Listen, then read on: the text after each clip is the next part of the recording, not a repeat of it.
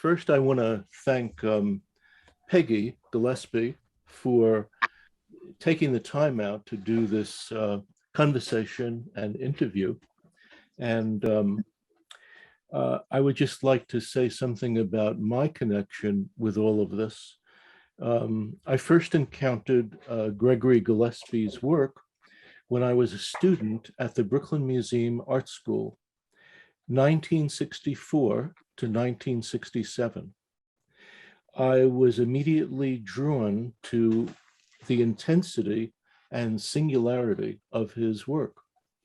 It struck me as an attempt to invigorate and enliven the figurative tradition.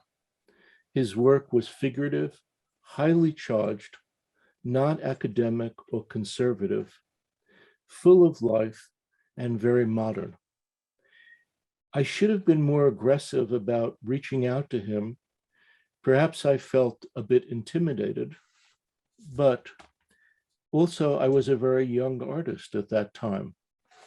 So I feel super lucky that in the last few years, I have become a good friend of Peggy Gillespie.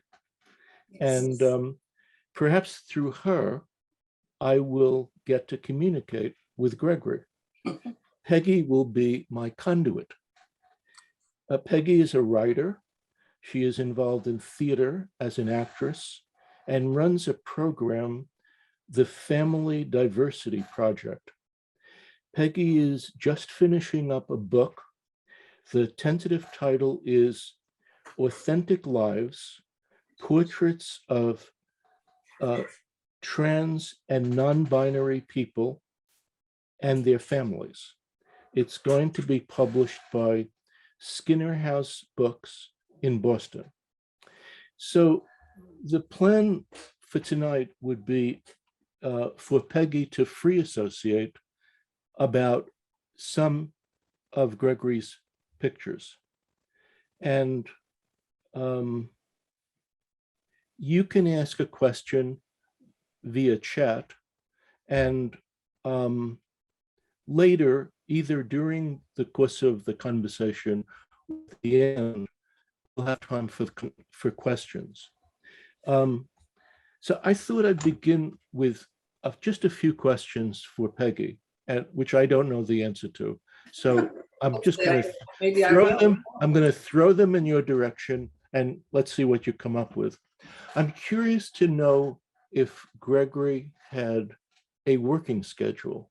In other words, I'm reading a book now, which is a book on artists, writers, scientists, et cetera, their working schedule. So it consists of a page or two about multiple artists, writers, composers, musicians, when they worked. Okay, I can totally answer that because okay. His work schedule was like, as he would describe it, obsessive, and pretty much all day long and into the night, and including, I mean, holidays.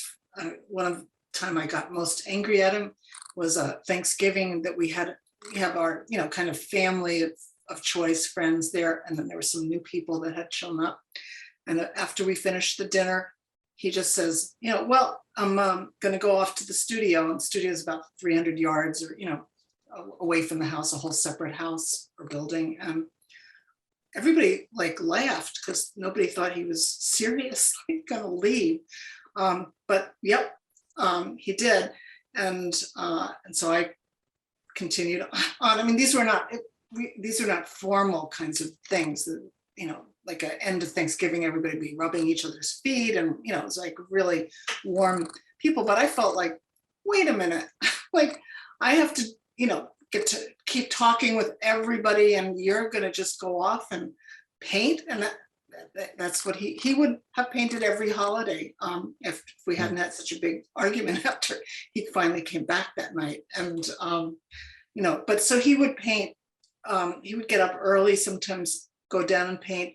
But then once we had our daughter Jay, he was truly a 50-60% dad. So he would do, we'd alternate doing everything. And then he would put her, if it was his night, to put her to bed, which she only was allowed 3 callbacks, which usually meant 6, Dad, I need this. Then he would, as soon as he was done with the 3, he would leave.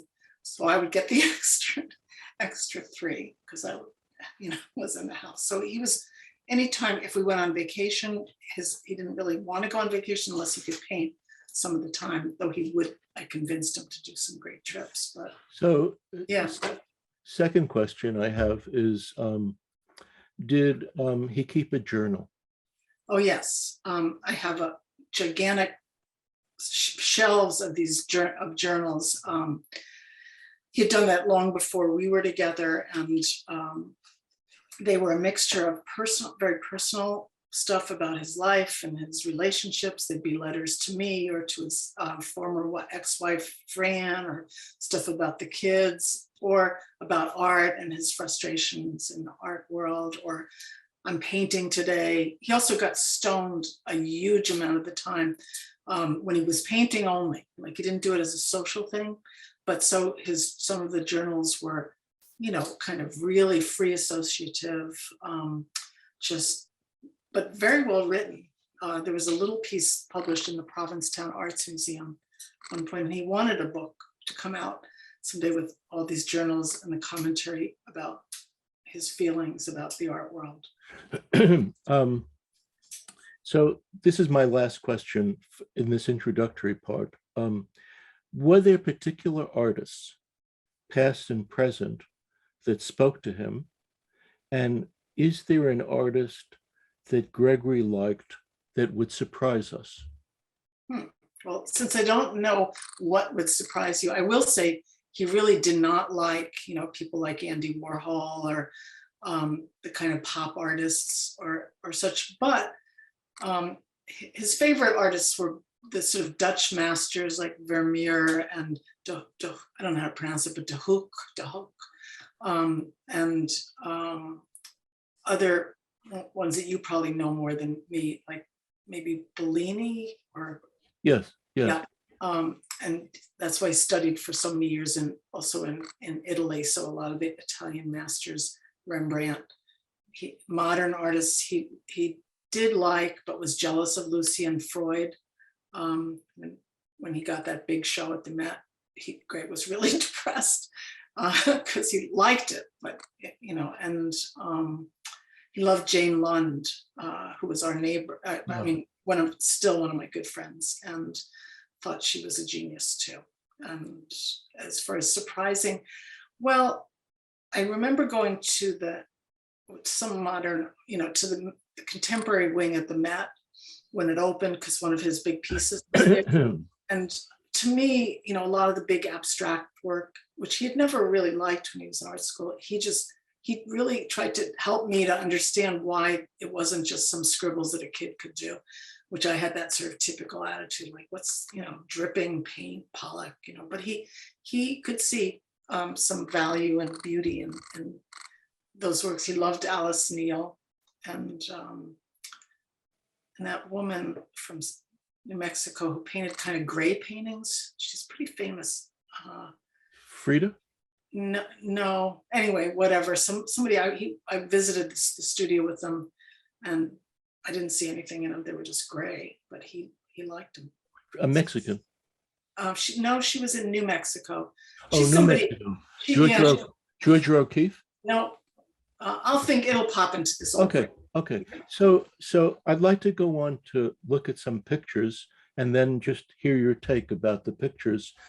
Just before we show them, anyone who would be selecting pictures would select a different take than mine. So mine has to do with thoughts that I have about Gregory's work and about my own work. So I chose certain ones, and then Peggy, you chose the second half. Okay. I chose ones that you haven't seen. The second, like 1 to 8 or 1 to 9 are mine, and like 10 to 16 or 17 are yours. Okay. So let's start with the. Can I just ask one quick question? Is how many of you have ever seen Gregory's work in person or, okay, so, Well, because they, that's a very yeah, good question. That's a their, very good point. yeah, That's a their very good textures point. are so Yeah, amazing. I mean, yeah. there's depth in them. So it's, you know, that, and also I will say, I did not really look at any of these pictures very in depth because I wanted to be able to be spontaneous. Yes, that's a very good point. Really, pictures look very different in person. Right. Sometimes pictures don't look as good in person. Sometimes they look better. Yeah. It varies. Mark, so the first one.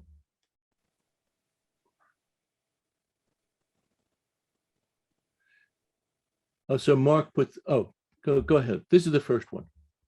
Okay, so that obviously self-portrait before we were together, and it was, I mean, he was starting to be known for his self-portraiture in the kind of early days of his career coming. I think he did it when he came back from Italy, and he talked about that wood block that sort of cuts him off, and as just kind of that barrier between kind of this naked, fleshy artist who's just staring straight ahead, and yet there's this barrier, which I'm just going to say, I don't know if it's true, might have represented the art world and him trying to wishing to get past that barrier. He looks angry, but he said he used to, when he paints self-portraits, it's just like you're looking in the mirror so intently that that's the expression you get, kind of.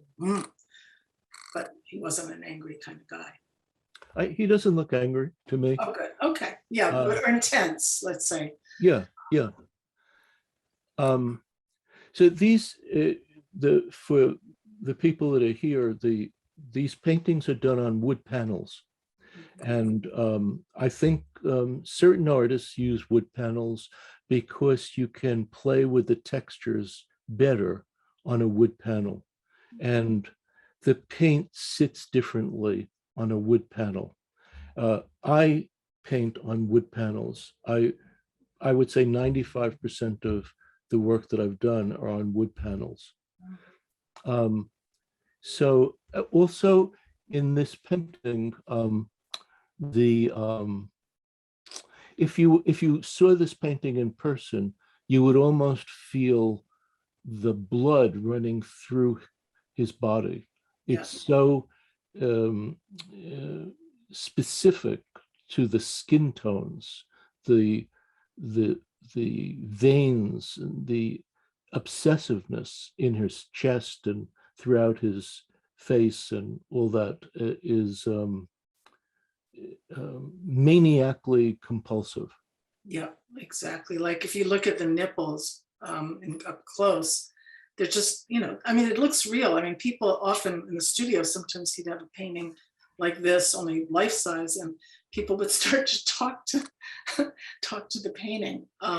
He even did a cutout once, a life size one, stuck it in our attic window and scared the shit out of me and other people too. It's like, they're so lifelike, and so, as you said, so much blood moving. And that was a big part of his mission, was to really show the electrical energy of human beings. Mark, the next one.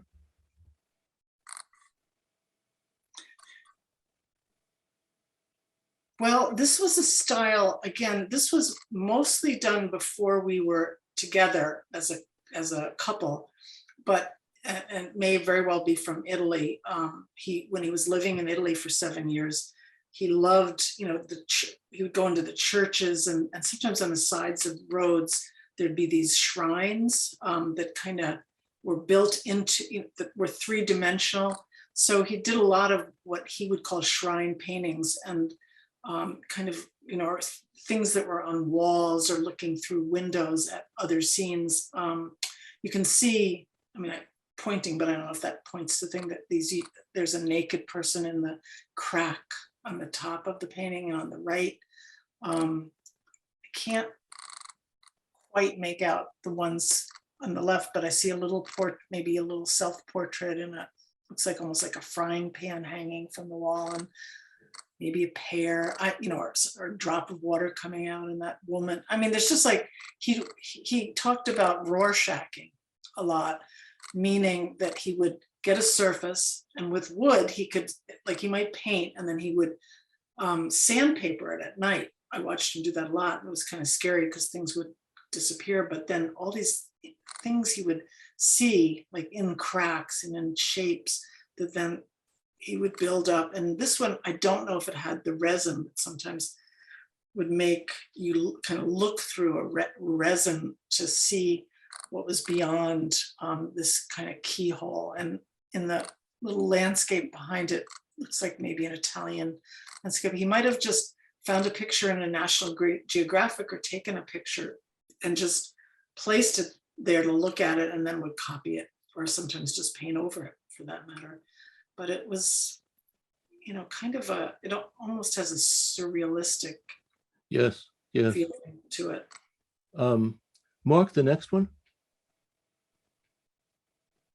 Similar time period from Italy. Again, he would go to trattorias, the little restaurants. They always had those check tablecloths, but everything kind of deteriorating and old, like in again, the cracks of the wall. I can't see it closely enough to know if looks like there's some figures that he kind of painted into the wall. The Bourbon, what does it say? Cafe Bourbon. Probably just something that he had around in his studio. And again, that looking through to a landscape, to an image that may or may not have really been there at that time. And he loved these kinds of pieces. He felt that they had, that sort of solitary, there's a kind of lonely feeling. There's this cafe table and nobody's there. And maybe somewhat of what he sometimes felt like as an outsider, not necessarily just as an artist, but having grown up as the very working class, and as the child of a severely mentally ill mother who was in an institution when he was 5 forever, and then an alcoholic father who he had to share a bedroom with. So there was that sense of not fitting into that family, and not, that's just my interpretation. I don't know what he would say. I think that these two images, the still lifes, were some of the first works that I'd seen of his, and the paintings that I showed in the class before were self-portraits, which come after these, so like the first one. Yeah. So the next one.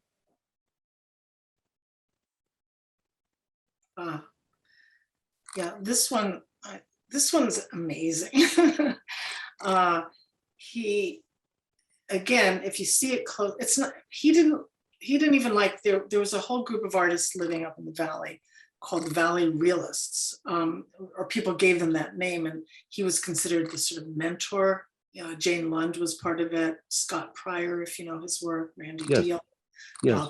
Friedenfeld, this whole group. But he was like, I'm not a realist. At the same time, he would do these uncannily real self-portraits. If you look at the sweater up close, you can see every stitch, like as though it were knitted, or the hand. He would have to photograph his hands so that he could paint them, because you can't paint your right hand with your right hand. So everything was incredibly detailed, but then because of his edginess, that you'd see these strange, like that strange figure, animalistic figure with the tree. I have no idea what that means. The woman walking behind him apparently was a piece of art he found on the street in Rome or Florence, and just took off the street. And then that image is in many different paintings, as I remember. And often you find in his paintings women walking away, which he would always say he didn't plan these out. He didn't think, I'm going to sit here and then there are going to be these paintbrushes, and I'm going to put these things that evolved and changed, but that those women represented the mother leaving, abandoning away. So maybe was his attraction to that. It's very interesting to see Well, first off, I think this painting is maybe a little too green. I think it's, I'm I could be mistaken, but it feels to me like it's probably not as strong in the greens as Yeah. this is. But what's interesting to me, beyond everything you've said, which is great, is how different the paint application is. Uh, the palette, the pictures on the wall, his sneakers, Mhm. the brushes, and then you have the sweater and him. Right.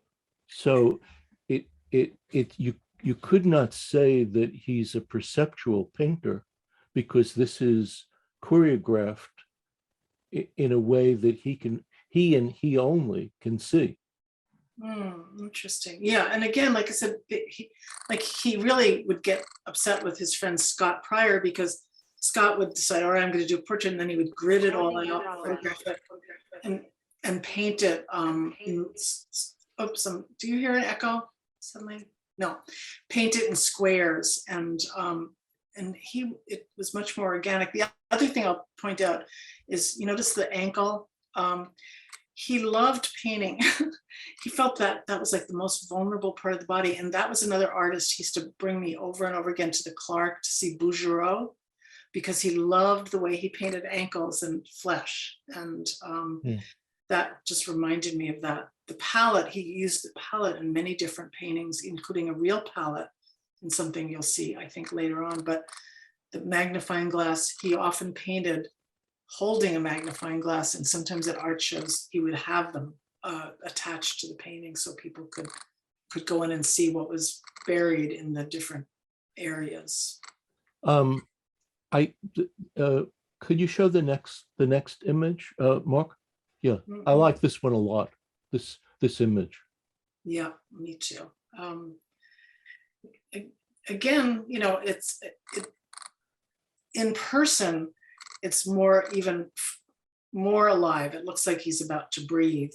Yes, Greg had this incredible skill to be able to paint almost every hair, but that wasn't his purpose ever. I mean, he didn't like photorealism and per se, and it was more to get into the soul, the spirit, and he wouldn't necessarily say of just himself, but of humans, of this. He saw it very mysteriously. He had been brought up Catholic. Then he became an ardent, recovering Catholic, as he would put it. Um, and there was just that, but still, he always held to that kind of spiritual, like, what are we? And so that you can almost see, I mean, looking at it, I see the vibration and the intensity of the look in his That's eyes. a that's such a beautiful point. He almost seems like a religious cleric or zealot, Mhm. but it's the religion of art. Yes, exactly. That's what he turned into. One of his first pieces in Italy that he told me about was predated conceptual art, but he built, apparently at the Academy of Rome or something, a confessional booth. But when you went in, there was a mirror or something, so that you were Wow. talking and asking for forgiveness from yourself. So he always was exploring his, spirituality and different teachers over, mostly Buddhist kind of teachers over the years. But at this point, it was just always a fascination with what is life? Like, basic question, like, what Yes. are we doing here? What and art was the place he worshipped. Um, in the pictures that we've seen already and the pictures that are coming, it almost seems to me that what he's doing is showing these objects as devotional objects. Mhm, mhm. Would I be correct I there? think he would say the same thing. Yeah. The shrine, again, calling something a shrine painting, says that, a shrine to Yes. the mystery. Uh, Again, not, and this is important, I think, for anybody interested in his work is that he would say that if somebody, like, let's say he was here, not me, answering this question, somebody said, well, what does that mean? He'd say, I don't know, what do you think? And he wasn't being silly or anything like that, or flip. He really meant it. He said, tell me, what do you see in this? Because I don't, they're like dreams to me. They come to me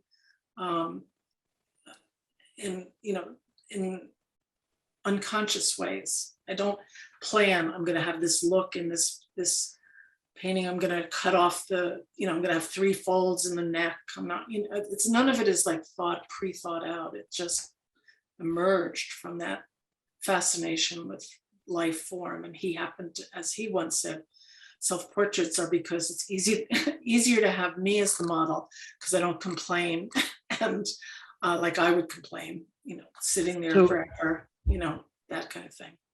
So one thing I was curious about is that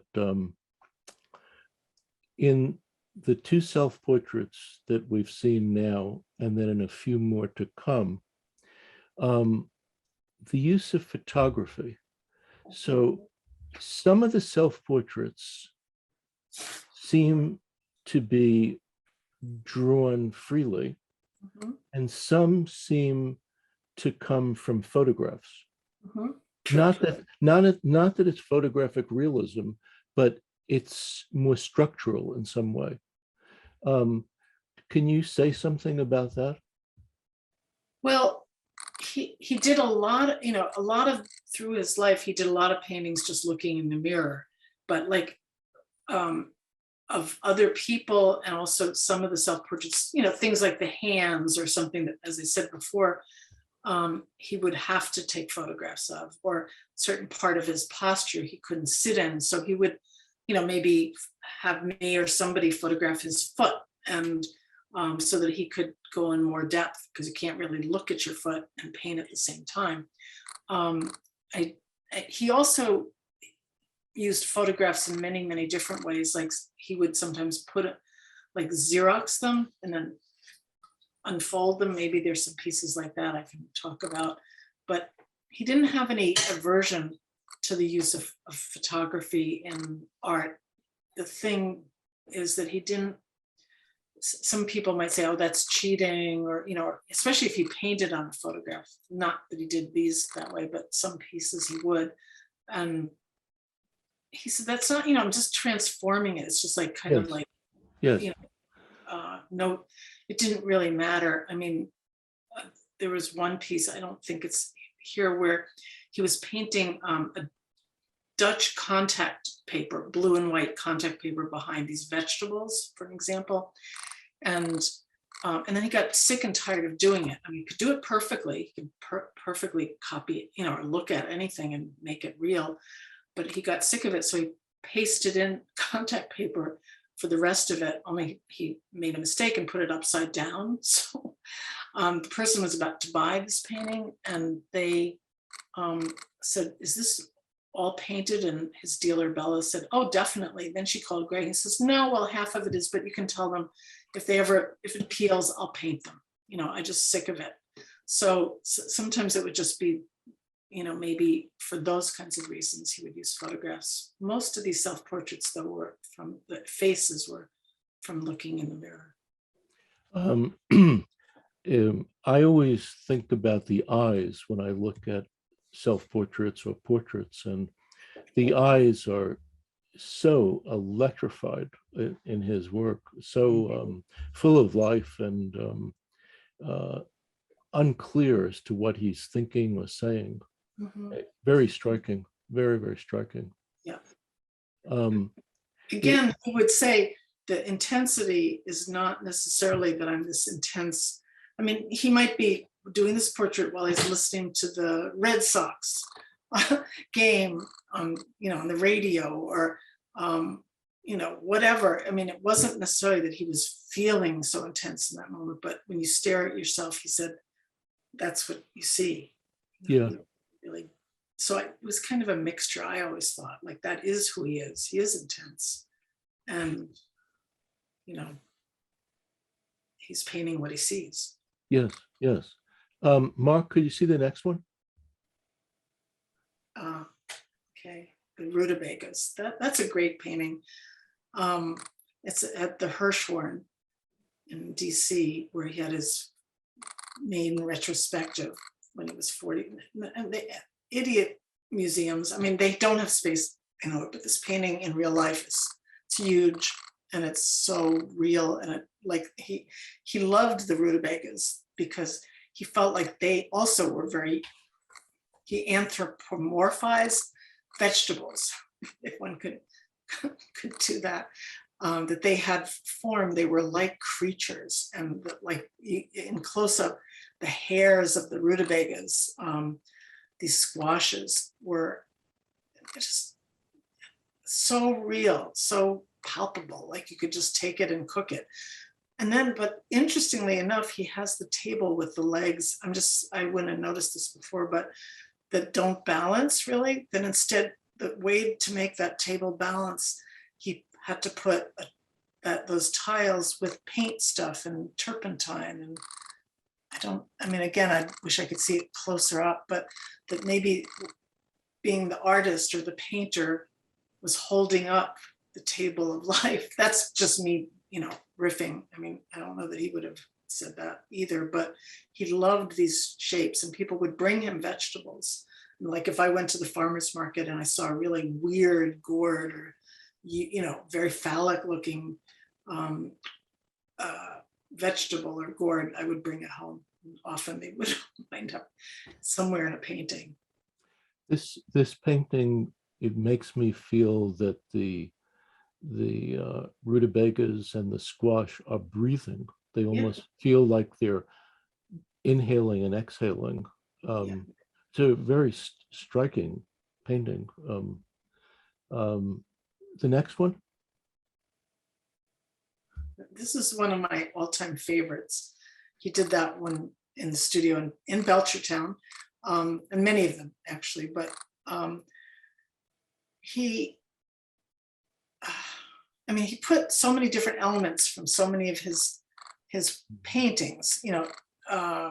There's these little masks, the mannequins. He had a mask that he used in some different paintings. He had these mannequins, which he wound up painting all sorts of crazy colors later on.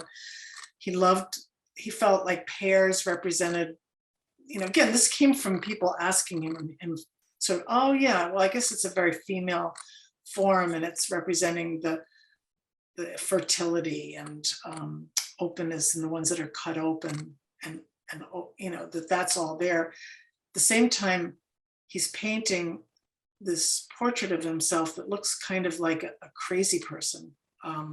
So maybe trying to channel what he might say, it's just that part of himself that coming from a family with so much mental illness and such, that he felt that there was always that part of him that was kind of both cheerful, you see the big smile, but also kind of nutty, and maybe it doesn't look demonic or anything, but just kind of like that's the self-portrait that you would paint of yourself. And then you can see in the upper right, as you look at it, I think that's a drawing I probably did of him, maybe, because he would stick my doodles in some of the works. There's above that is a Chinese maybe image. In the little portrait is his daughter Lydia, older daughter, who was also not so well mentally at that time. And is that the one on the right? On the right side on the wood. Yeah. Try to see if there's anything else. Again, always the palette. Oh, there's a head on the palette. Yes. Yes. It looks like a self-portrait, but I'd have to look at that one closer up. Oh, and also the two mannequins. He often did this thing of the saint and the sinner, or the demon and the sweet. And that was how in a way, he saw his mother. He loved her dearly. She was very, like as a child would love a mother, but then she would suddenly, like when her bipolar episodes got bad, she might rip off her clothing and start cursing and running down the street. And so there was that contrast, and he saw a lot of people, including me sometimes, as often, like sometimes I was the greatest saint in the world and wonderful. And then other times I didn't love him and I was, it was bad, so we often talked about it as being a yo-yo perception of me, of other people, of his life, of people in his life. The just to repeat what I said before, part of this is very seen, and part of it is quite imagined. Yeah. So he's not really what you would call a perceptual painter, because it's not all seen as something that's right in front of you. This is kind of reality rearranged with part that is quite well seen, like Yeah. the players, like him, but the rest of it is spacey and crazy and spectral and just wonderful, really Yeah. wonderful. Yep. I mean, I see, one of the other things, just because I just mentioned it, if you look above the head of the crazy portrait, you'll see those Dutch tiles. I see those, I imagine he painted, but apparently we had a lot of that contact paper. So I didn't even realize he put it in that one too. But that's a small thing. But you see the Chinese type picture on the left, and then the little black and white picture probably came out of the newspaper, came out of some art magazine, all, for what? And then why is that head sitting on that palette? I don't have no idea. Well, also the feeling of being almost a monk in a cloister, Yeah. Accepting a vision and trying his best to be the conduit for that vision. Right. Also kind of hit in a corner. He did a couple ones called Studio Corner, where he's stuck in a corner. But also I just noticed he's painting with his left hand. He was a right-handed painter too. So the kind of reversal of that is an interesting detail I never thought about before. Yes, yes. The next one? Similar, very similar, also done during that similar period. And see, there's like a calendar that he put on it, the Hindu dancing Shiva, which he used that image quite a bit in some of his works. The pear, apples, it looks like a sweet potato. And then if you look on the urn on the bottom near the apple, there's a little tiny self-portrait of himself. And behind that is a something that he turned into a painting later on of a man or saint with chakras, all the different chakras. And it looks like the things in his hand, they're not paintbrushes, but you probably know the name of whatever they are, but there's a cut, there's palette knives. Palette knives. Palette knives, right? That they can cut. There's a sharpness to that. But then that stone in his hand, I remember him talking about that. Like, because people say, well, what did that symbolize? And he would also just say, I don't know. But it was just something like a worry stone, something that you could hold on to and just feel, and it was soothing. The urn, I was going to say, I think, I could be wrong, but that urn wound up being in his tomb, which I think you'll see later, and actually has some of his ashes in them. Really? Wow. Yeah. These self-portraits are mesmerizing.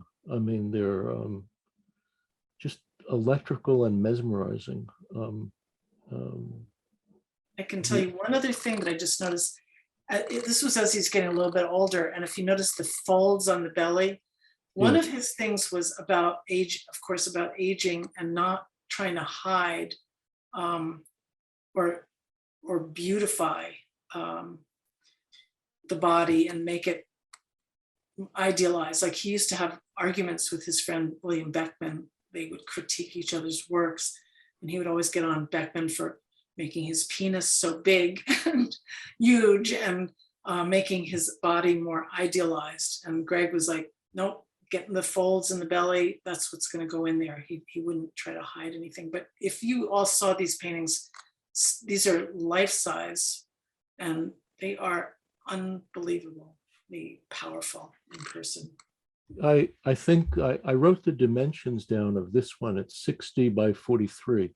So Uh-huh. 60 is 5 feet, 5 feet Yeah. high. Yeah, so approximately, yeah, like, I mean, fairly life-size sitting down kind of thing. I mean, but yeah, Mark the next one. yeah. So this is Studio Corner. It's at the Met in storage. It was one of the paintings, I'll just say, this frustrated Greg no end. Eventually they opened the contemporary art wing with this painting, along with all those huge abstract expressionists and pop artists and everything. And you'd go to the museum and everybody would crowd around this painting. There would be like 15 or 20 people every time we went, talking, walking up to it, trying to figure it out. They didn't recognize him. So it was easy to just like eavesdrop, which we kind of both love to do. And this piece, interestingly enough, started as an actual sculptural piece. It was like, it was shown that way at the Forum Gallery where he was represented then. And it had like, it actually had the floor of the studio or concrete, also paint splattered or something like that. And then for some reason, I don't know why, he decided to make it into this more regular, thick, but regular painting. Underneath the table is a cutout self-portrait he did of himself. Behind that is my grandmother Rita, and then there's that same urn, which I think he did see as a funeral kind of urn. The mannequin, again, the breasts, like tattered, falling apart. Underneath, that I think underneath the mannequin and the bench is it looks like it's a painting of me. There's another painting that was sitting around the studio, the red one, called something about horse in a tower. They're all like paintings that were around in the studio. There's that one of me. Actually, I have it in this house, sitting on a chair, naked. There's the one on the upper left is a box, and I think it says "Please God" or something, and kind of a like plea, help me understand this life, and the saw, and then his real jacket. And above the jacket on the right is he did a picture of our wedding. I mean, it was a tiny wedding that we had outside of our farmhouse. And that's when our friend was a minister and us. But then next to that would be that kind of crazy, like doodly drawing of these male, female images and weird plant life and what is those white trees, the bark of that tree hanging up. The very bottom on the right is a drawing that I did. So, kind of male, female creatures that he colored in. I'm not an artist, just to say, obviously, but he would take any detritus, whatever that I had, he would use it, and other people as well. So it was just like a profusion of life. This is what actually the studio looked like. He would usually have like 15 or 20 paintings going. It was a chaotic kind of mess. And when he would put together a painting like this, like the shirt and the hat, he might actually put a nail in the painting and hang those things up and say, what do you think? Whether it was me or somebody else down there, and say, well, I think the hat should go this way or something. And then he would try that, or, he had that squash in the front, the butternut squash. He painted and cut out a lot of vegetables and then would just place them and say, here, or no, here, or something. So again, never planned out, like a dream, like his unconscious just sort of exploding. I love this painting, and I really want it to be shown again. One thing that you don't realize when you're looking at this painting is that it's 8 feet by 8 feet. So this is 96 by 96 inches. the other thing that strikes me about this painting is the white surfaces are kind of very amorphous and indistinct, and they and the extra sharp realism next to the white surfaces is um, so dramatic. So, like one is out of focus and not quite there, and the other is super there. Um, this painting um, made made me think of a painting of mine. So I don't want to interrupt Gregory Gillespie and Peggy, but I just wanted to show this painting. So Mark, so the previous painting always made me think of this painting, though this painting is more ordered in some way, but it is a studio with all of the things that a studio might contain, plus the people, plus the instruments, plus the profusion of diverse images. Um, and at one point a few years ago, Peggy and I were discussing a sort of mutuality of imagery, and we made a proposal to Scandinavia House to do an exhibit on American artists who were influenced by Ingmar Bergman. And I wonder if you could say something about that, Peggy. I mean, let's go back to Gregory's picture, Mark. Yeah, but I wonder if you could say something about that. It might be interesting for everyone to hear. Yeah. Well, first of all, I love your painting, as you know, and they are, there is that similar like desire to show the whole world what the artist is in all in all of his environments. And Oh, I just think, one yeah, one go little ahead. one little thing, but I don't just very little, is that if you're a detective and you like looking at paintings, you could figure out different things about Gregory in this painting, even things about yourself. But in this painting, just look at it long enough, let the vibrations come to you, and you would sort of know a bit about this artist, this person. That's what I always feel about my triptych. You would, if you looked at it long enough, you would get a sense of who that person is. So, and just this last point uh, is that my painting is 14 feet wide. This painting is 8 feet by 8 feet. So I thought visually they had quite a conversation with each other. Yeah, Unfortunately, the proposal didn't work out, but we'll see. Maybe in another place. But yeah. Becky, I interrupted you. Go Oh, ahead. no, no, that was interesting because, yeah, I think it was just that they want to show mostly Scandinavian artists. And, as much as we tried to prove you and Greg were Scandinavian in some part of your DNA, no, just kidding. But he, I think both Simon and Greg and myself too, we were really big, huge fans of Ingmar Bergman, and Greg's favorite films were his films. And we Well, watched. could you say why? I think it was similar because I think Bergman explored, in my view, the depth of the mystery of life, the death dancing, Yes. and also even scenes from a marriage. And, Greg was obsessed with talking deeply about, we had a couples group with another couples friend of ours, Marcia and Peter, and we would delve into the most intimate details once a week of our, what was going on in our couples. And that was exactly Bergman's way. Was Persona was one of my favorite ones, Yeah. about the two women that kind of merged, the caregiver and the woman Yes.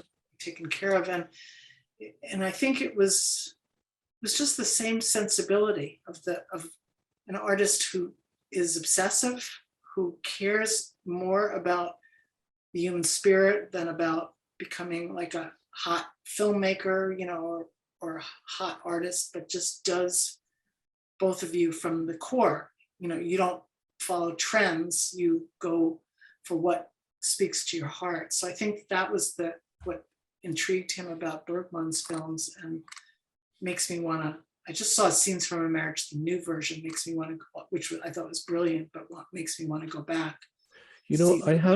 I have a recommendation for you and for Yeah. everyone else. I just saw this movie called Bergman Island, and it's by a very wonderful woman director whose name is Mia Hansen-Love. And it's a wonderful, wonderful film about a couple who are filmmakers who go to Faro, the island that Bergman lived on. And it's just a wonderful film. I won't say more, but I highly recommend it. I will see that. Yeah, really, really striking. She's a very interesting woman, the director. Um, um, okay, so Mark, could you go after my triptych, the next one? Yes, yes. Just to note Thank that you. we have Thanks. about 10 minutes before we hit 8 o'clock. Okay, okay.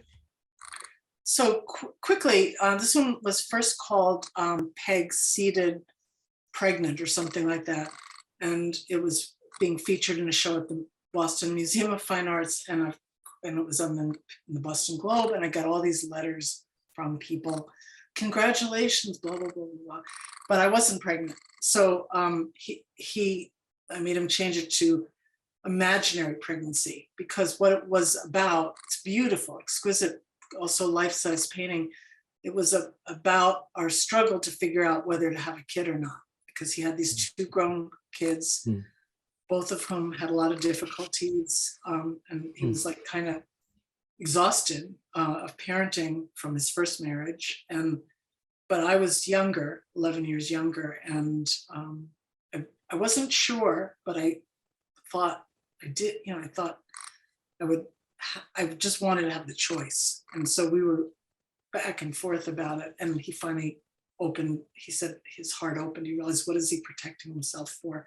So not too long after that, we wound up actually adopting our daughter at 1 month old, Jay is now 34. But that painting, again, it's the flesh, it's the vibrancy, it's the just the hands. I mean, it's just this kind of, and even I think looking at myself looking out of just that question, like, was this going to happen? Is this what's supposed to happen in our lives? And then kind of darkness, the brown around it, like lifting up this, if it wasn't even me, just this person sitting on this chair. It's kind of, junky old chairs, almost sitting, it looks like on cardboard, with just a little wrap. Probably the necklace is interesting. I always wear this necklace that similar. That's what I see in it, was that debate that we were having, and him trying to make it into what would it be like? Well, you look luminous in this painting. Yep. Yeah, really luminous. Where is the painting now? I think it's still at the MFA, probably back in storage. The last time I saw it was there. I think they own it, and I'm having to do research on it actually to find out if it is there. But I went there once to, I was in the museum, and there was a group of 6th graders, if you can imagine this, on a school trip, and they were in front of the painting, and then I walked into the room. And they went hysterical, laughing, and like they were funny. Freaked out. That's funny. I mean, and I of course, went up to them. I was very friendly, and it was. But you can imagine, like 6th grade boys, particularly, just their complete weirded out embarrassment to see this person walking to them that was naked in front of them. They won't forget that. No. No, that's terrific. Terrific. The next one, Mark. Similar to others, this was huge. It was, I think this one's called Confirmation Shrine. It's now at the Minneapolis Institute of Art, and the figure on the painting table, or a shelf, is Greg in his confirmation outfit, Catholic Church. And the same, you see the same kind of thing with the pants and the hat that he played around with. But one of the interesting things is in the archway, there's a copulating couple that probably was taken from some Indian art book or something like that. Again, confirmation, but also showing, well, there was me again, breasts out, the sort of, again, it's always the big squash, the landscape, the dancing Shiva in the front, down at the bottom, the squashes down there. Just that, fertility of life. And yet, this little boy, basically 13, I would guess, kind of contemplating, there's the artist that he became, there's the wife he had, the rotten clothing and sexuality all intermingled with dancing Shiva, which is kind of the destroyer and the embodier of life, as I remember. Yeah. Well, it also, like, now that I think of it, it's almost like, it's very visual, but it's also like literature. It's like someone writing a memoir, or writing, but it's images. Exactly. And again, a writer that's more like, I didn't read it actually, to be honest, but James Joyce read parts of Ulysses, of just that stream of consciousness versus the kind of novelist that plots it all out in advance and goes from here to there. And that, you're right, that is a nice way to think about his work, because he was a writer too. Mark, could you show the next one? Oh yeah, so there it is at the Minneapolis Museum. I used this one, or Peggy, you gave this one to me, but I thought to use it because it shows how big the painting is. Yeah. It shows the scale of the painting. Right. And the other thing that I could point out here is that in my triptych, a number of times people have asked me, is this a trompe-l'oeil painting? And I think, no, I don't think it is. And I think the same question would come to you or Gregory about these paintings. Are these trompe-l'oeil paintings? And I think the reason, I think the answer is they're not, because it goes way beyond trompe-l'oeil. Yeah. It goes interior to the soul of the artist, and it's not just fooling the eye. Right. That's exactly what Greg would have said. Like, just like when he was called a realist. He's like, I'm not a realist. I can paint things that look real. I can paint things that look trompe-l'oeil, but that's not why I'm doing it, or even any part of this consciousness. As far as I know. The next one. Okay. The foot. That one's right across the hall from where I am now in my bedroom. And it's also large. It's very large. And he painted it towards the end of his life. It's very different from any other painting, really, that I can think of. And the only thing I can think of is that why he did that is we had both of us, but probably more me, had an obsession with foot rubs. Like, it was like a thing. And we had foot massagers, and we rubbed each other's feet endlessly. And we knew all about reflexology. And I'm known still with all my friends as the foot rub slut. Like, be anywhere and I'll say, could you rub my feet? And it's so that is, there's the hand maybe reaching out to rub. There's looks like a man and woman crawling above the hand to touch each other. The woman on the right bottom happens to be my former best friend from childhood's mother. he just, I don't know why she's in there. I mean, he never met her, Selma, but he probably just had a picture of her, and the same thing with the bird and the tree. No idea. There's little bits of drawings right under the toes. I can see that, but I can't.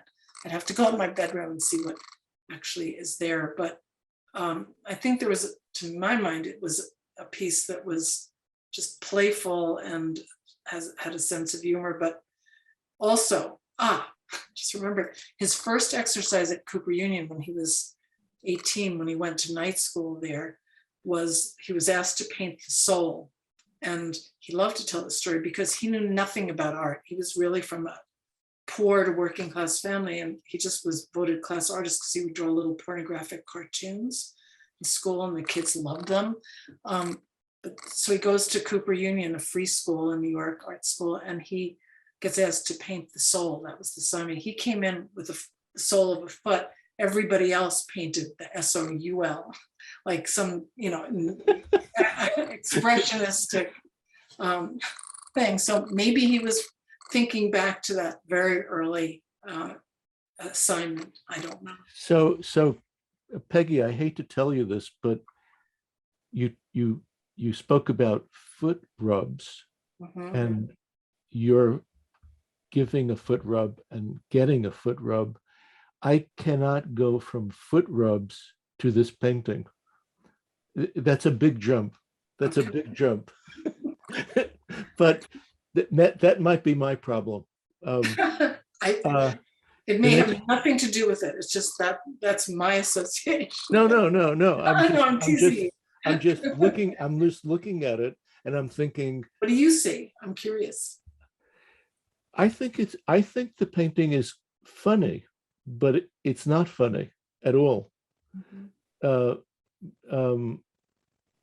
think it's some kind of prism of diverse imagery, which is somehow located on a foot.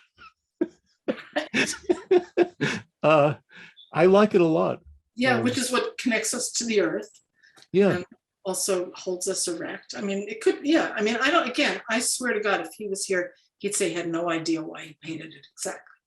Just who knows? Mark, the next one. So this was towards the end of his last few years. He was painting, working on this portrait called Self-Portrait Triumphant, with the hands up like that. His final self-portrait was that, kind of boxed into the studio again. But when he was playing, I guess he was just playing with those images. He has this one, and it says, July 24th, 99. So he died in 2000, trying to hold it together. So many contradictions, so much something, so much not understood, so much hurting each other. Death looms. Try to smile, we grimace. And then I can't read, I hope something. Feeling freer and freer of how I slap on oil and paint around. So something about art. So it was like both about how human being, both politically, both personally, how much hurt people give to each other. Probably some referring to, pain in marriage and in his children. And so we smile, we also grimace, but this feeling freer as an artist, how I slap paint around, that he was no longer like tied down to, it had to be just real, real within the surreal. And so this, this kind of portrait could be, I guess, and other things he was working on could be more playful. And during that period, he was painting on everything, like toilet seats. And I have a dustpan that he painted. It's quite lovely. A paper towel holder, just like he'd always had what he would call his weirder paintings, always. And they often made their way into the self-portraits in the back, like I showed you in some of the early ones. But there was this feeling of triumph and fear, both, I think, in this one. Um, Holding it together. I'm trying to hold it together. Contradiction. Yeah. Mark, the next one. Oh, well, there it is. That's the one. It's at the Worcester Art Museum. They do have it on display, and it was, in a way, he often painted himself into that studio corner, feeling both trapped and free. And there's the curtain, kind of open. I think it was not too long after some really good reviews and success in some shows that he was in or whatever. So he was feeling both triumphant, but I would think also, like that smaller piece, that there's that contradiction of feeling there's an entrapment. And that, interestingly, there's only the curtain on the one side that's open. I don't know. He loved that blue, and his shoes always paint spattered, his pants always paint spattered, and the folds of his belly getting bigger. So it's both, to me, it's a very both sad. He also, he had been diagnosed, actually it was 1985, with chronic lymphatic leukemia, CLL is called. And although it never affected him, he never had to get treatment from that day on. Of course, they were constantly, checking and monitoring his blood. He had a hematologist and such. He wasn't really worried, and he didn't really have a thing about living. He had to, live till he was 100 or something.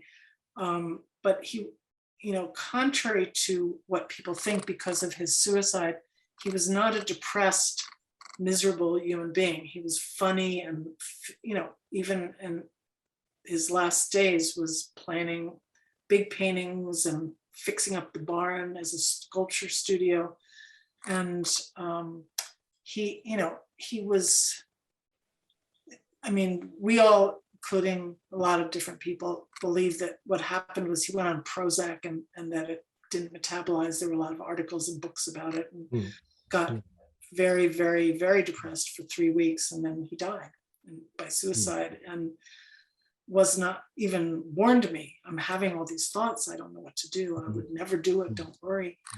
So this was pre that, but not that much. Not, it was finished in the studio not long before he did die. You're getting close to a question that I thought of, which is, maybe this is repetitive, but maybe it's slightly different. Gregory's work is blazingly intense, and would this characterize Gregory in general? Or, in other words, out of the studio, was he more placid, different? Did that duality exist?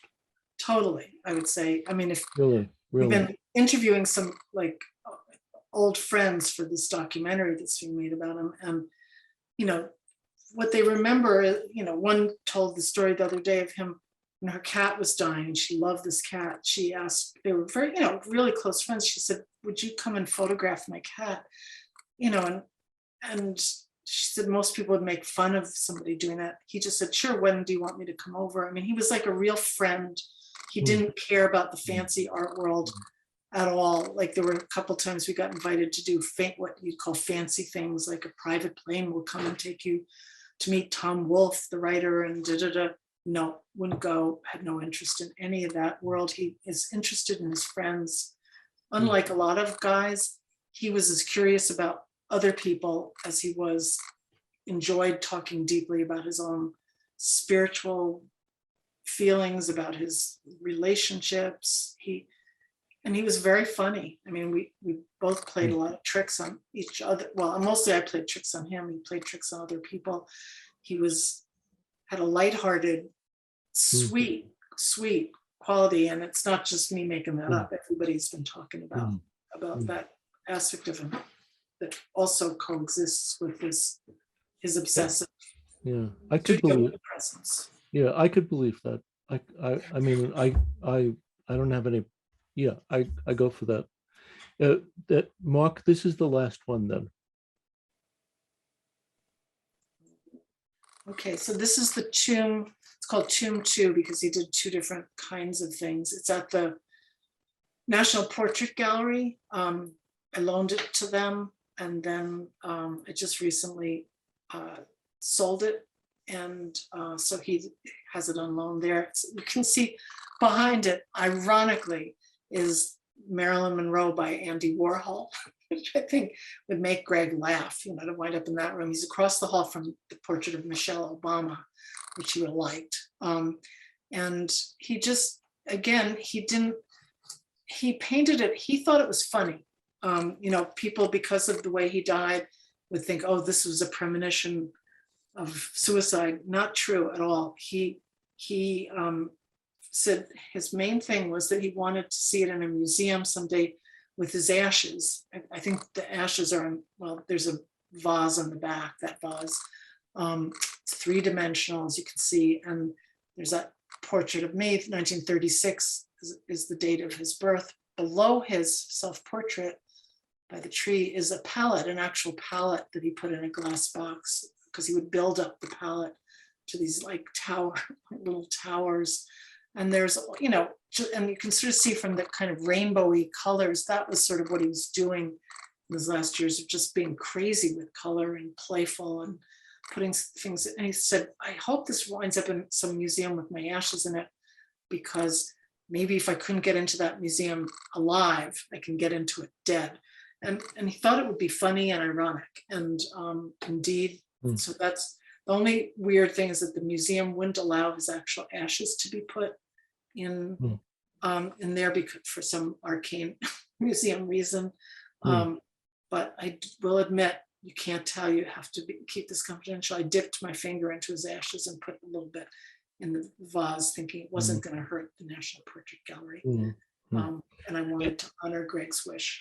Did the National Portrait Gallery buy this painting? No, somebody else did and continued the loan. I see. So, you know, I had signed a loan for a bunch of years. They keep extending it. And I really hope they keep it for a long, long time. Because again, they said a lot of people will gather around it and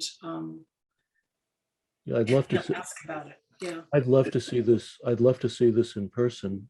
Yeah. Well, it's there. It's yeah. there. Yeah. No, I just have to get down to Washington. Yeah. Do any of you have questions for Peggy? I've seen one question in the chat. If you could please put them in the chat as opposed to asking them verbally, that would be great. I've seen one from Len. So Len asks a two-part question, Peggy. Number one, how long would Gregory work on a piece? And part two, how often would he work on multiple pieces simultaneously? Okay, the answer, the second one is always. There were always, the studio was filled with different kinds of paintings in different stages. And one time some critics said seeing a show of Greg's was like going to a group show, because there were so many different genres. And he would, you know, and he would work on, like, a self-portrait could take a couple of years.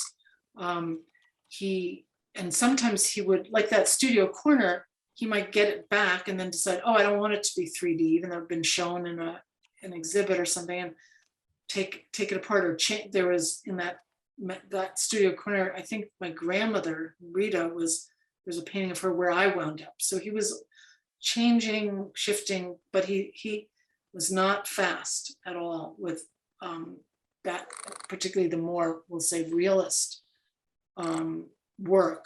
But he never just slapped, you know, even the stranger, odder paintings, they could be there for months, and then he would change them. Or again, also that sandpaper thing. I mean, I'm not kidding. He might have what you would, or I would think is a perfectly finished portrait. Let's take the one of me pregnant. And then I'd come down at a certain time to get him up for dinner, and he'd be sandpapering it, like, and you know, and I'd be, oh my God, what are you doing? But then the next day, he said things will emerge, and then he would go and paint into those things.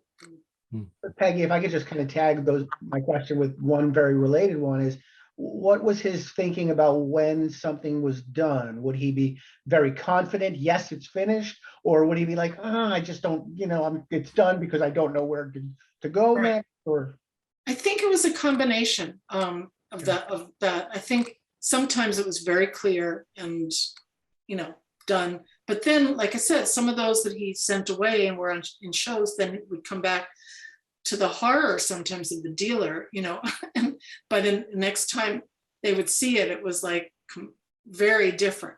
And but yes, so I think it was, clearly some kind of mixture. And I think, it's kind of like a writer, they finish a novel or something and, they kind of know it's done, but then they might have to do revisions. And so I don't think it's that different. Yeah, good question. We have a question from Rita. Are there any unfinished paintings in your possession? Yes.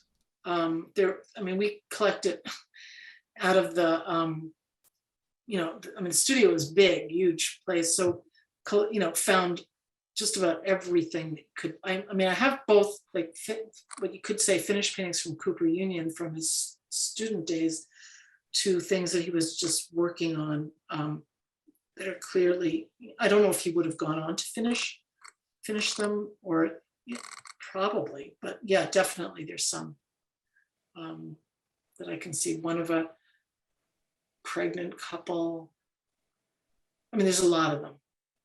Or just kind of, maybe he thought they were finished, but I might think they're not, so since I can't ask him, I just have to assume that it's finished in some case. It was finished, it's done, all he could do, yeah. I'm not seeing other questions in the chat, but maybe there's some on your end, Simon. Any other questions? Anybody could unmute and just say something. Yeah. I'm curious, was that interesting to you all? Oh, fantastic. Fantastic. Oh, okay. Carmen, do you have a question? Can I just wanted to make a comment in that I kind of try to research a little more. This has been fantastic because it gave us an insight into his art. But I also found some excerpts from some of these journals, Peggy, you were mentioning, and I was just struck by a couple of things, very, very brief, and which I loved. And one of them is, it said, at times it feels as though I'm making mantras for people to meditate on, bringing up the same questions for them that I ask myself as I make the images. And then he says, painting is as close to bliss as I will ever get. And it was just such a beautiful thing. And it also, as we studied in this semester about self-portraits, Peggy, I was really trying to think about what this man was about and what he was trying to tell us. And in this little phrase about that he's wandering along with us, sort of, these are my questions, and maybe it will make you ask yourself the same. It was really a wonderful insight on it. So I was grateful to be able to find this. And of course, to hear you tonight has been absolutely amazing. So thank you. Thank you. Well, I hadn't seen or remembered that quote. I love that quote. And I think that's exactly what he that sort of summarizes it, because he was very into meditation too, and in terms of in reality, and also he painted a lot of mandalas, in fact, in the last 10 years of his life. But that he did feel that, like, I want people, like, just like what you said, or what he said, to really contemplate. And I don't have the answers. I'm just contemplating. I'm contemplating the contradictions of life, or and that's great. I love that quote. I hope that makes it into the book or the movie or something, because it's great. Thank you. Cynthia, do you have a question? This was just a thrilling look into his work. I've loved his work since I first saw it. There was a show not long after his death up here. And, you know, he's the most striking painter I'd seen in, I don't know, forever really. And there's always the most wonderful experience when somebody who really knows a person. We couldn't have seen all of this on our own. I mean, the contradictions and the duality and the effort to put things together. Well said. Well said. You know, it really speaks to us. It's not just the self art, self exploration. Beautiful. So I can't, you know, I thank you from the bottom of my heart. Beautiful, beautiful. Thank you. I mean, one of the things also that you might find interesting, he said every portrait he did of anybody, like, let's say he was painting me, he said they're all self-portraits. I mean, Yeah, sure. yeah, and because, you know, I mean, you know, most of you in this group room are women, so he'd be painting me and I'd be like, oh, could you make me thinner there? You know, like, like I would draw little lines, like, this is where, you know, no, you know, like, come on, get a little bit off of those, get rid of the cellulite, whatever was happening. And, you know, but from his perspective, just like he painted himself with the folds of, you know, flesh as he was getting older, it wasn't, you know, about vanity for him. And it was like annoying in a somewhat humorous way when I would try to like impose, you know, like those, you know, like I want it to look better, you know, and give me a facelift, you know, like if he was painting me now, I'd be like, come on. Not that I would do that, just to say, but, you know, it's, in a painting, I wouldn't mind.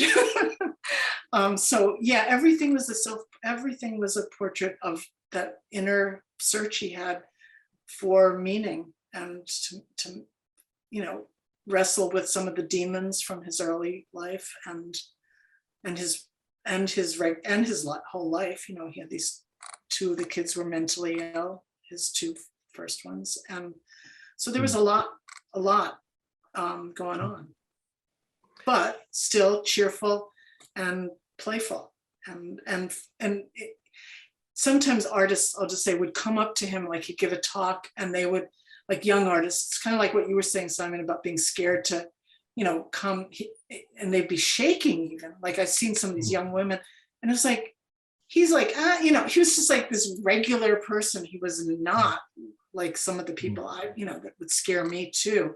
But he, you know, he would try to put people at ease when he would teach. He was loving and devoted to people. He cared about people. And that was, I think, something that sometimes people don't know or may not see in some of the art, but he was not your typical egotistical, self-important artist, filled with insecurities, filled, you know, just like all of us, you know. You know what? I don't think I told you this, but something you said reminded me that when that Freud exhibit was on in New York, the one that he felt badly about, I went to see a film about Freud at that exhibit. And I was waiting for the film to start.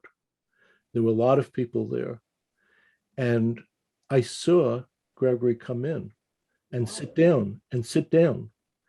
Now, because I'm not him, I just thought, wow, you know, this is great. He's coming to see the film, and he's doing so well. But it never even occurred to me that he didn't think that. Right. I mean, he would have, I mean, he sometimes thought of himself as probably one of the great artists in the history of art, you know, because people would say that, and he thought that in certain moments. And other times he thought, it's all a delusion. I'm probably no good. I'm going to wind up homeless someday. Nobody's going to buy the art anymore. I mean, seriously, he would think, you know, or just maybe this is all my delusion and stuff. And so when he saw his main dream was to, you know, have like a show like that at the Met.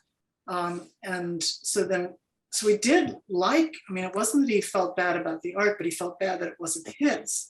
Yeah. Like, or, you know, that it would be okay if Lucian Freud had a show, but why not him too? And, you know, like one of my probably April Fool's jokes was to, you know, make a call, you know, I mean, he knew that it was a joke, but, you know, like from a curator at the Met, you know, it's like, we want to have, you know, turn the whole museum over to, and that was his, you know, those were his dreams and his hopes, but he wouldn't trade them for just doing stuff that the art world would want. Or, you know, if he had moved to New York instead of old farmhouse in Williamsburg here, he could have had a probably very different career arc. He always felt he was under famous, wanted to be more famous, but didn't want to live the lifestyle of the rich and famous, and never was rich, because he took a stipend from Bella Fishko all along that allowed him to paint whatever he wanted. So he, I mean, rich compared to, you know, 90% of the world, we all probably are, you know, and, but then he'd owe them money, you know, because they would pay themselves back with sales. And then if there wasn't sales or between a show, he might be, and when he died, he owed them a lot of money, actually. And because they hadn't had a show. And so he lived, we never had like savings or anything, you know, it was just more, Bella, I need something, I need a car, you know, and so she would give him money to get a car, that kind of stuff. Renee, you had a question? Renee? You're muted. Yeah. You have to there we go. unmute yourself. Am I unmuted? So Yeah. it's just a statement that I have to say is that Peggy, I just have found this evening incredibly emotional, because I so associate learning, seeing Gregory's work, learning about his work, being introduced in general to art with my dating Simon, you know, without starting to go out in 1964, never went to an art museum before that, pretty much. And then going to see his exhibits at Forum. And it was my introduction, you know, and it just is, and his work became so much a part of the life that I've had the last 57 years with Simon. And so this has been, I mean, it was like a gift, and I just wanted to say that to you. Thank you. Well, thank you for saying that. It means a lot to me too. It was never done this before. So it was really, I mean, it was pretty fascinating to do it with all of you. Peggy, I wanted to end the evening by reading something that Gregory wrote. And after I read it, I'm going to give you an imaginary hug. But I want to read this. This is something that he wrote for an exhibit.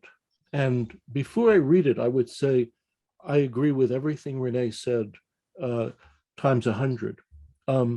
So this is from an exhibit in 1986.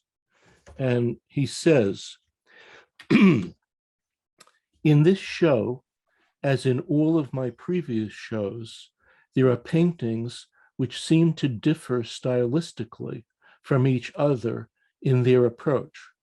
Some are instantly recognizable as representing the so-called real world, and others are seen to represent a world of fantasy where the rules of logic, perspective, and proportion do not apply, and or at any rate are playing within a much freer way.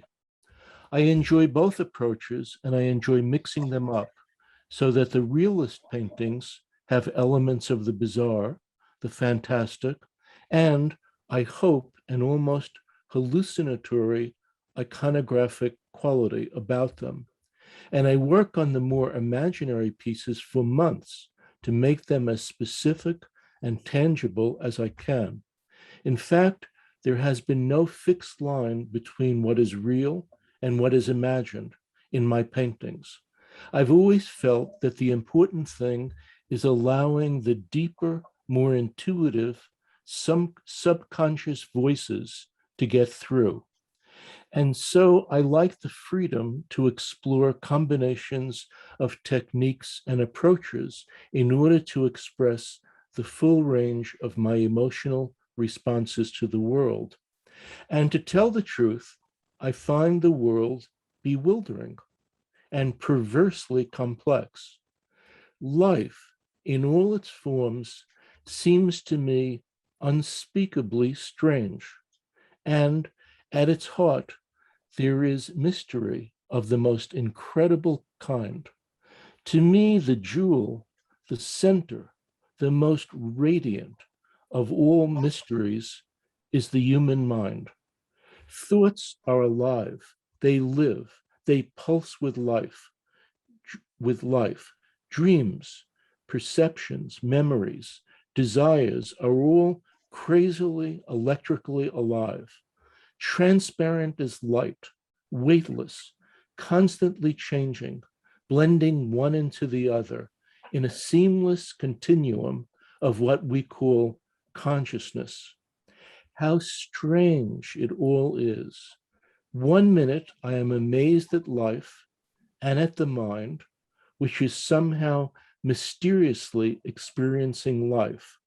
And at the next moment, I am bored or frightened, or I am feeling hungry, or I am finding something disagreeable to complain about or to avoid. And so it goes. The mind is the greatest creative masterpiece in the universe. Peggy, a hug to you. Hug to you and to everybody there for Bravo, Becky. You were beautiful. Thank you so much. I Thank really you. loved it. Thank Thank you. Thanks. Thank you. It was beautiful. I give you a hug too, Peggy. Yeah, hugs from everybody. Well, I take it all. Maybe I'll get to meet some of you when I come down to the city again. Be great. Peggy, that's a brilliant piece of writing. It is, I agree. Absolutely brilliant. Beautiful. I haven't, again, read it for years and years and years. And thank you for sharing it. And thanks, Simon, for putting this all together and doing, I'm sure, wonderful, wonderful teaching. Thanks. I like the free improvisatory way that you dealt with everything. It's beautiful, really beautiful. Oh, thanks. That comes from my theater. I used to teach improv. Just beautiful. As I was saying, I don't get nervous, because I like to. I don't feel like I was performing, but I don't worry. No, like I figure, beautiful. if I don't know something, I don't know what can I do. It's just who we all are, right? Anyway, Mark, lovely to meet you all. Really, Mark, thanks for all your help tonight. Thanks. Thank you. Yeah. Pleasure as always. Okay, so I'll see you all next week. I'm gonna write you something tomorrow. I'll see you all next week. And yeah, really thanks. Exceptional. Thank you. Night. I'll go look at the foot now.